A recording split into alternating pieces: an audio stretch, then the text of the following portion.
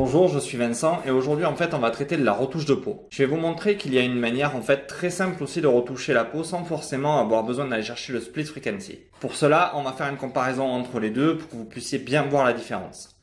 Mais avant, je vais vous demander de mettre un petit pouce bleu sur la vidéo si elle vous a plu et de la partager autour de vous et de me laisser un commentaire si vous le souhaitez, ça améliore le référencement des vidéos. Alors, on va passer directement sous Photoshop et je vais vous montrer en fait rapidement, voilà, en rouge, vous allez voir apparaître des petits cercles, c'est les points que je vais vouloir travailler avec vous. C'est des endroits en fait que j'ai déjà retouchés. J'ai fait le travail déjà un coup en amont, mais on va le refaire ensemble pour que vous puissiez voir la différence en fait avec, on va dire, un split frequency, vous voyez. Alors on voit apparaître et disparaître les boutons et avec en fait la simple retouche de peau faite avec l'outil de correction tout simple de Photoshop. Je vais quand même rectifier une chose et être très précis, c'est que je ne parle pas de retouche beauté. En retouche beauté, c'est vrai qu'il est intéressant de travailler sur les deux fréquences du split frequency pour pouvoir vraiment avoir quelque chose, on va dire, de cohérent et travailler d'une manière, on va dire, un peu plus précise. Mais là, on parle d'un portrait que vous voulez rendre rapidement, que vous avez besoin de faire, dans lequel vous n'avez pas forcément un gros travail de retouche à faire. Allez, on passe au Photoshop, je vais vous montrer tout ça. Je vais garder peut-être le calque rouge pour vous expliquer et je vais aller déjà dans un split frequency que j'ai créé. Je l'ai créé en avance justement juste pour gagner du temps. Vous avez de toute façon soit qui vont venir ou qui sont venus déjà des vidéos avec où je parle du split frequency et comment le créer. Donc n'hésitez pas à aller les chercher dans le flux des vidéos. Alors là, on va simplement pour pouvoir garder un travail précis, je vais dupliquer le calque de texture en faisant un CTRL-J. Je vais l'écrêter pour pouvoir vraiment, qu'il ait un impact que sur le calque en dessous. Je vais le passer en mode normal, ce qui me permet en fait d'avoir la photo originale, mais de travailler petit à petit. Je peux faire plusieurs calques comme ça d'écrêtage, ce qui me permet de sécuriser mon travail au fur et à mesure. Donc à ce niveau-là, je vais aller chercher le même outil, voilà, l'outil clic droit, outil correcteur, et je vais aller, voilà, appliquer. Alors je vais bien sélectionner juste le calque actif et je vais aller, voilà, petit à petit, hop, repasser sur tous les petits points là qui sont pas du tout jolis pour corriger, améliorer en fait la peau, améliorer, voilà, enlever les petits boutons, les petites taches, toutes ces petites parties. Voilà, qu'on souhaite améliorer. Donc là, je le fais directement dans le split frequency. Je peux vous faire un petit avant-après. Vous voyez, ça corrige relativement bien. Là-dessus, je dis pas que ça corrige pas bien, mais ça demande du temps. Là, on va maintenant repartir à zéro et on va passer sous un calque classique et avec le même outil. Voilà. Donc, on va recréer un calque. Je vais bien le positionner en dessous.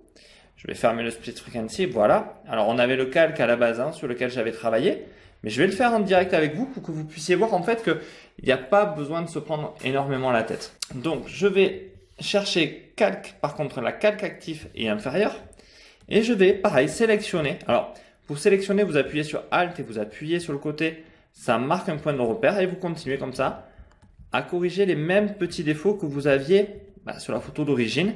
La seule chose, c'est qu'on le fait sous deux axes différents. On le fait un coup dans un split frequency mais qui parfois peut être long à créer et voilà, on n'a pas forcément besoin à chaque fois d'aller travailler sur toutes les couches, donc on peut se satisfaire simplement de cet outil. Regarde, si je fais un petit avant après, y a-t-il réellement une grande différence avec le split frequency? Pardon, je vous dirais non. Donc c'est pas la peine d'aller tout le temps vous embêter. Je vais réactiver le split, c'était celui-là. Vous voyez, hop. Là, je fais l'avant-après juste sur le calque avec l'outil correcteur. Et là, je le fais avec le split. Il y a peut-être une micro-différence, mais qui est vraiment tout à fait légère. Mais voilà, vous n'avez pas à vous embêter à chaque fois à faire un split frequency. Le split frequency a son intérêt. Moi, je le trouve très intéressant en retouche mode beauté. Mais, c'est pas une obligation. On entend trop dire partout que voilà, vous devez faire un split frequency, vous devez bien séparer les fréquences. Non, vous pouvez simplement, avec un calque, corriger les petits défauts de votre photo sans avoir à aller chercher un split frequency et faire des trucs très complexes. C'est vrai qu'aujourd'hui, on le simplifie énormément par des actions, par des choses en fait qui nous permettent simplement d'appuyer sur un bouton. Voilà, je trouve que parfois c'est une perte de temps, il suffit simplement d'aller chercher le bon outil. Maintenant, je vais vous expliquer en fait les réglages de cet outil parce que c'est ça qui est important. J'ai bien le bon outil. Je vais faire un clic droit pour vous montrer. Voilà. L'épaisseur, l'épaisseur, c'est vous qui allez le juger selon vos besoins. Si vous avez besoin d'une grosse broche, d'une petite broche, voilà. C'est à vous de voir.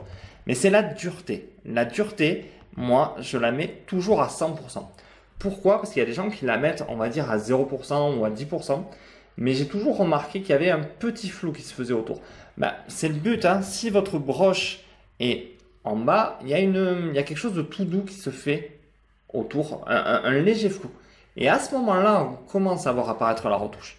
Que si vous avez voilà, une dureté à 100, ça patch, pam, pam, pam à chaque fois. Et vous n'avez plus du tout cette sensation de retouche et de flou. Alors c'est vrai que des fois, vous êtes obligé de repasser 1, 2, 3 fois un peu sur votre visage. Mais il vaut mieux repasser 1, 2, 3 fois que d'avoir du flou qui apparaît parce qu'on le voit apparaître après partout. Donc c'est relativement dommage et il est plus simple de monter la dureté de son pinceau, hop, à 100%. Donc pour finir, voilà, vous avez vu la différence entre le split et un simple calque avec l'outil correcteur. On a utilisé le même outil. Donc pour une retouche simple, je vous conseille fortement de chercher juste un travail simple sur un calque. Si vous avez besoin de faire la retouche mode beauté, bien sûr que vous irez sur le Split Frequency.